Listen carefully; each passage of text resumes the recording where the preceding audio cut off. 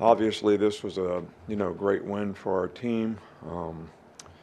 Really proud of the way the guys came out and competed in the second half. Played a lot better in the second half. We had a couple times in the first half where we sort of self-destructed a little bit with the way we executed and some of the things that we did, and sort of eliminated some of those things in the second half and played much cleaner. And I think played the way we would like to continue to play and hopefully build on that, and sort of show the players today when we watch the film, here's the reason that it worked and here's the reason that it didn't work, whether it's offense, defense, special teams, or whatever. And that's the way I think that you actually can have a chance to get better. So this first SEC road game, and this is actually a bigger challenge for us than the last two games, in my opinion, in terms of this team is very physical, very aggressive on defense, create a lot of negative plays. We got a lot of starters back. They know their system, they know their scheme, they play very, very well. Zach Arnett, it's his system. He's a very good defensive coach. As the head coach, has done a really good job there.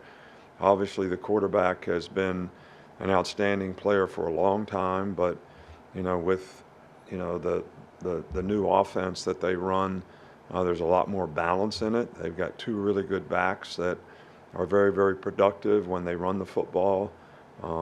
They've got a really, really good receiver, number 5, Griffin, who is very, very productive. And they made a lot of explosive plays. They throw for 250 yards or so in the passing game. They play really good on special teams. So, this is an overall really, really good team, and it's going to be a real challenge for us playing on the road in the SEC to play against, this team this week. And this is something that our players have to really focus on and do a great job in preparation so we can eliminate, some of these things that have happened in games where, whether they're drive stoppers or giving up a big play or whatever it is, we've got to eliminate those things. Start up front here with Nick. What's the growth you've seen from Terrion from last season at cornerback to this season at cornerback? I think he's more confident. I think that he has less sort of, like mental lapses, but I think that the biggest thing that contributes to that is better knowledge of the defense, better knowledge of what to do, how to do it, why it's important to do it that way, and the confidence that comes with that allows you to play fast and focus on the right things. And I think he's played, a lot better this year because of those things. Go on the far left with Penny. Good afternoon, Coach. When you had a chance to review the tape, what was your evaluation of Elijah Pritchett and Terrence Ferguson when they got a chance to play? Both guys did okay. I think there were some things that we'd like to finish better. I think the big, point of emphasis with our, offensive line is you got to get your second step on the ground. You got to get your hands inside so that we can finish blocks. And that would be the case with both of those guys, but it also is sort of an overall evaluation of what we need to do to get better in the offensive line. Go to Matt. What do you think of how Jalen Hale played at wide receiver Saturday? Yeah, he did a good job. Made some big plays. I think the big thing, with Jalen being a young player is got to know what to do on every play so you can go play fast and do what your job. And, so we need to work hard with him to, try to get him to where he needs to be and make sure that he's out there playing with confidence and a good understanding of the overall system of what we're trying to get done on each and every play. Charlie. Yeah, hey, Coach. Do you have a better idea of where things stand with Deontay Lawson? And if he can't go, where do you turn from a defensive signal caller standpoint? Yeah, well, we played most of the game, this last week with, Jihad playing and, Tresman playing. So, that'll be the way that we go. Obviously, the depth at that position is going to become critical for us if Deontay can't go. So, and we'll keep working with these guys and try to get them ready to go this week. Go to Chase up front. Robbie Hughes has been playing more the last couple games. I saw he was a player of the week on offense for Ole Miss. Is he playing more because his value to the offense is on the rise, or has it been more a function of specific game plans or matchups? No, I think that, we trust the guy to do what he's supposed to do. And he's done a really good job of executing in the games and doing the things that he needs to do to for us to have success on plays. And that kind of dependability is important, because you can say what you want to say. You can be better than somebody else, but you got to play better. And I think that's the thing that Robbie's doing, is he's playing better. And because he's doing what he's supposed to do, he understands what he's supposed to do, and he's been very effective in doing it. Going back to Ryan. Coach, a great challenge against Mississippi State on the road, but obviously when you think about looking across the field, no Mike Leach this year. What does he mean when you played against him as a coach, and how much you're going to miss coaching against him? Well, I loved, Mike Leach. He was, he's different, but in a good way. Had a great sense of humor.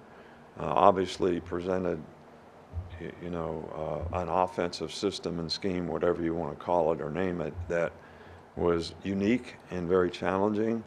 But he believed in it and, kind of did it his way. And I always had a tremendous amount of respect for him as a coach, but really liked him as a person. Go to Rodak right here. Rodak. Is there a chance to evaluate that sequence at the goal line after the block punt? Where do you think you can improve, and how much thought is there to going under center and maybe having a QB sneak in that situation? Well, there's a lot of thought about that. It was not smart on our part to do what we did, and then to get a bad snap after all that. But still, I'm not defending anybody, but with better execution, we shouldn't have snapped the ball over the quarterback's head. And we've got to get on the same page on the snap count. But I agree with you that, there's a time when it's 1st and 1 at the 1. Why do you need to be in the gun? Two more, Tony, and then Nick. This is the game against Mississippi State's one of the longest consecutive series in the SEC. Just what are your thoughts about, I guess, not having that every year, and what is this rivalry or this game been? What do you think when you look back at this game, having played it? Well, my focus is on this game. I don't look back at other games. I think there's a time and place to commiserate or celebrate or whatever you want to do relative to rivalries and the changing environment and landscape of college football. But to me, everything is about this game, our team, trying to get our team better, trying to get our team to play, winning football against a very good team. So I don't have a lot of thoughts or spend a lot of time at this time, thinking about those kinds of things. Finish up with Nick. I think Dallas has like 4+ sacks the last 2 weeks. Can you tell during practice that he's kind of taking his preparation seriously and is focused enough to deliver those efforts on Saturday? Well, I don't, Dallas has always been a really good player for us, and guy works hard in practice every day, tries to do everything his coach wants him to do. I think the team is important to him. He's been a good leader on the team, and sometimes you're fortunate to get sacks. Sometimes you do a great job of affecting the quarterback and you don't get sacks. So, and I think affecting the quarterback is probably a more important stat than actually sacking the quarterback. And how we can do that as a group is really, really important. And obviously, Dallas, Braz, and the other guys all contribute to that. But they all contribute to each other when they do get sacks. Whether somebody else pressures the guy, makes the quarterback move, gives you the opportunity, whether you beat your guy one-on-one or whether we, have some kind of a pressure that gives you an opportunity to go one-on-one and have a sack. So, some of those things are, they happen. They're not predictable. But when you have players that do the right things and work hard all the time and have really good ability, the chances of it happening for them are a lot greater. All right, thanks, Coach. All right, thank you.